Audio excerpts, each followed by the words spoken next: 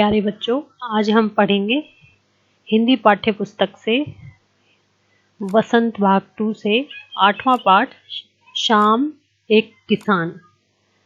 यह एक छोटी सी कविता है। इस कविता में सर्वेश्वर दयाल सक्सेना जी ने प्रकृति का मानवीकरण किया है और विभिन्न उपमाएं दी हैं, जो प्रकृति को विभिन्न मानवीकरण उपमाएं दी हैं और उसके माध्यम से इन्होंने एक छोटी सी कविता लिखी है। और इसमें जो किसान हैं, अन्नदाता हैं, उसका शांतिपूर्वक बैठे हुए एक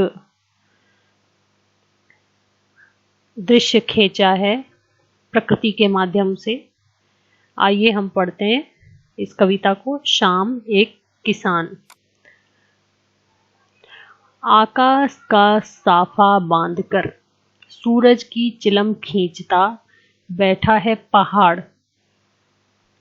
सर्वेश्वर दयाल जी की इस कविता में कवि कहते हैं कि ये पहाड़ है और इसने साफा बांधा है आकाश का और ये चिलम खींच रहा है, सूरज की चिलम खींच रहा है ये,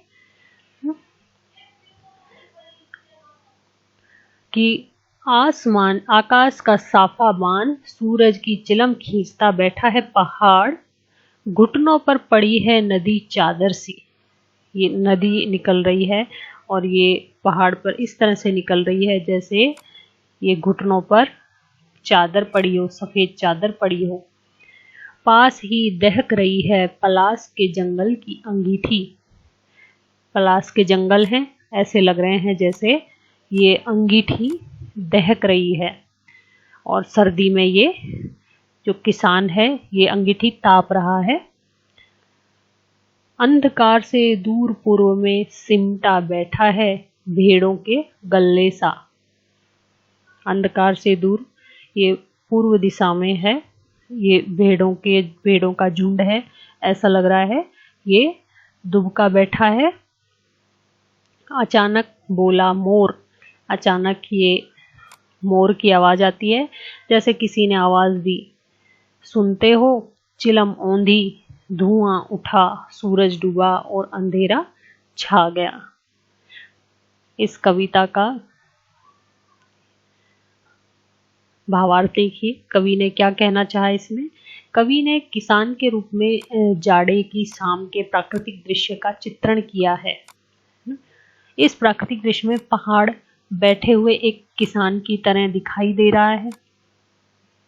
ये देखिए, हमें दिखा है पहाड़ किसान की तरह बैठा हुआ है। आकाश उसके सिर पर साफे के समान, पहाड़ के नीचे बहती हुई नदी घुटनों पर रखी चादर सी और पलास के पेड़ों पर खिले लाल लाल फूल जलती अंगीठी के समान। पूर्व क्षितिज पर घना होता अंधकार झुंड में बैठी भेड़ों जैसा और पश्चिम दिशा में डूबता सूरज चिलम पर सुलगती आग की भांति दिख रहा है। यह पूरा दृश्य शांत है। अचानक मोर बोल उठता है और मानो किसी ने आवाज लगाई, सुनते हो। इसके बाद यह दृश्य घटना में बदल जाता है। चिलम उलट जाती है, आग बुझ जाती है, धुआं उठने लगता है, सूरज डूब जाता है, शाम ढल जाती है और अंधेरा छा जाता है।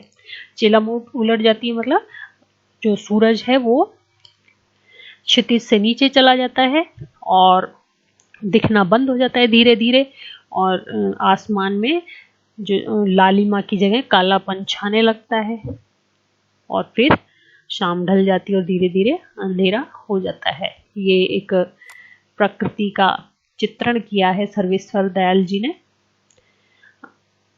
बच्चों, आज के लिए इतना ही। आप इस कविता को, इसके भावार्थ को लिखिएगा। इस कविता के प्रश्न उत्तर पर हम कल चर्चा करेंगे।